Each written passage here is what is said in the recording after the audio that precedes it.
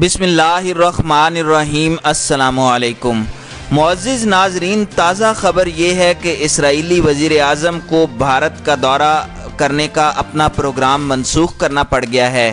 وزیر اعظم نیتن یاہو کو اس دورے کی شدید خواہش تھی۔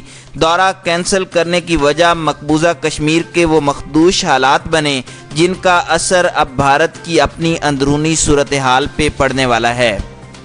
مقبوضہ وادی میں لاک ڈاؤن اور کرفیو کی پابندیوں کو 1 ماہ سے زیادہ کا عرصہ گزر چکا ہے۔ اس کے باوجود شمالی، جنوبی اور وسطی علاقوں میں بارہا ہزاروں کشمیری بھارت کے جارحانہ اقدامات کے خلاف بار بار کرفیو اور دیگر پابندیوں کو توڑتے ہوئے سڑک پر نکل آتے ہیں۔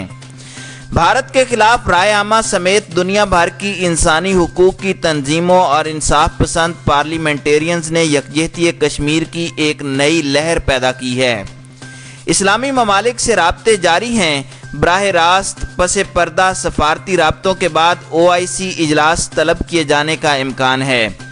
وزیر اعظم عمران خان کی زیر صدارت وفاقی کابینہ کے اجلاس میں اگلے روز بھارت کے لیے فضائی حدود بند کرنے سمیت 10 نکاتی ایجنڈے پر غور کیا گیا۔ کشمیریوں کے لیے احتجاج کی توثیق بھی کی گئی۔ وزیر خارجہ شاہ محمود قریشی نے کہا کہ جنرل اسمبلی میں وزیر اعظم مسئلہ کشمیر اٹھائیں گے۔ مسلم ملکوں کے معتمد ذرائع کا کہنا ہے کہ وقت کا تقاضا ہے کہ کشمیریوں کی مدد اور انسانی، اخلاقی، مالی اور سفارتی حمایت کے لیے اسلامی ممالک صورتحال کی بہتری میں اپنا کردار ادا کریں۔ بھارتی مظالم کے خلاف پاکستانی نیاد برطانوی باکسر عامر خان نے کشمیریوں سے اظہار یکجہتی کے لیے کنٹرول لائن کا ایک دورہ بھی کیا اور کہا کہ برطانیہ کو حالات بتاؤں گا۔ چکوٹھی میں بھارتی گولہ باری سے متاثرین سے ملاقات بھی کی۔ وہ صدر آزاد کشمیر مسعود خان اور میجر جنرل آصف غفور سے بھی ملے۔ امریکی خاتون رکن کانگریس الہان عمر کی آواز بھی گونجی۔ ان کا کہنا تھا کہ انسانی حقوق کا احترام کیا جائے۔ دوسری جانب جموں اینڈ کشمیر میں بھارت پر دباؤ آہستہ آہستہ بڑھتا جا رہا ہے۔ گھروں میں قید کشمیریوں کا پیمانہ صبر بھی لبریز ہونے لگا ہے اور اسے مبصرین نے بوائلنگ پوائنٹ سے تعبیر کیا ہے۔ ان کا کہنا ہے کہ کشمیری قیادت کو بھی حقیقت کا ادراک ہو چکا ہے کہ کشمیری عوام کو زیادہ دیر گھروں اور قید خانوں میں روکا نہیں جا سکے گا۔ یہ بندشیں انہیں ضرور توڑنا ہوگی اور عالمی ضمیر کو آواز دینا ہوگی کہ کشمیریوں سے ظلم کی اب حد ہو چکی ہے۔ مودی کا یوم حساب بھی قریب آ چکا ہے۔ حقیقت یہ ہے کہ 32 دنوں کے کرفیو میں غذائی قلت، ادویات کے فقدان اور معصوم بچوں کی زندگیوں کو لاحق خطرات کے باعث عوام میں اضطراب کسی بھی وقت بے قابو ہو سکتا ہے۔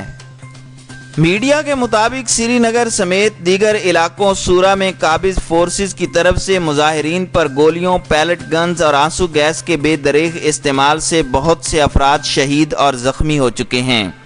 علاوہ ازیں وہاں ایک عرصے سے زیادہ عرصہ گزر جانے کے بعد بھی کرفیو کی پابندیوں کی بنا پر اشیاء ضروریہ کی شدید قلت کا سامنا ہے۔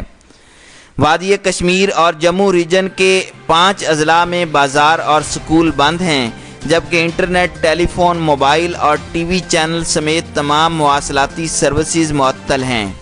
21ویں صدی کی جدید ٹیکنالوجی اور سائنس اور اطلاعات کے زبردست فشار اور دباؤ کے باوجود بھارتی سرکار نے کشمیر کو جیل خانہ بنا رکھا ہے اور یوں محسوس ہوتا ہے کہ انسانی ضمیر کی چابیاں مودی نے اپنی جیب میں رکھی ہیں۔ عالمی ضمیر لبستگی اور عملی اقدام کی بزدلانہ پستیوں میں گر گیا ہے۔ المیہ یہ ہے کہ حریت رہنماؤں سمیت 10,000 سے زائد کشمیری مسلسل گھروں یا جیلوں میں نظر بند ہیں۔ برطانوی آن لائن اخبار انڈیپینڈنٹ نے اپنی رپورٹ میں کہا ہے کہ مودی سرکار نے سفاکیت اور بے حسی کی انتہا کرتے ہوئے گزشتہ 1 ماہ میں ہونے والے مظاہروں کے دوران شہید ہونے والے کشمیریوں کے ڈیتھ سرٹیفکیٹس جاری کرنے سے انکار کر دیا ہے تاکہ کشمیر میں ہونے والے قتل عام کے ثبوت دنیا کے ہاتھ نہ لگ جائیں۔ رپورٹ کے مطابق قابض بھارتی فوج نے وادی کے تمام ہسپتالوں کی انتظامیہ کو مظاہروں کے دوران شہید ہونے والوں کے ڈیتھ سرٹیفکیٹ جاری نہ کرنے اور زخمیوں کو طبی امداد دے کر فوراً رخصت کرنے کی سخت ہدایت دی ہے۔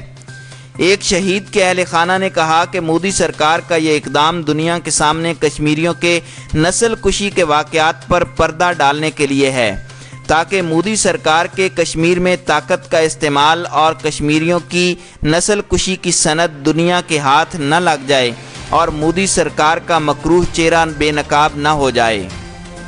انسانی حقوق کی بین الاقوامی تنظیم ایمنسٹی انٹرنیشنل نے بھارتی حکومت پر زور دیا ہے کہ وہ جموں اینڈ کشمیر میں تمام سیاسی رہنماؤں کو فوری طور پر رہا کرے اور مقبوضہ علاقے میں دانستہ طور پر لوگوں کو خاموش کرانے کا عمل ترک کرے۔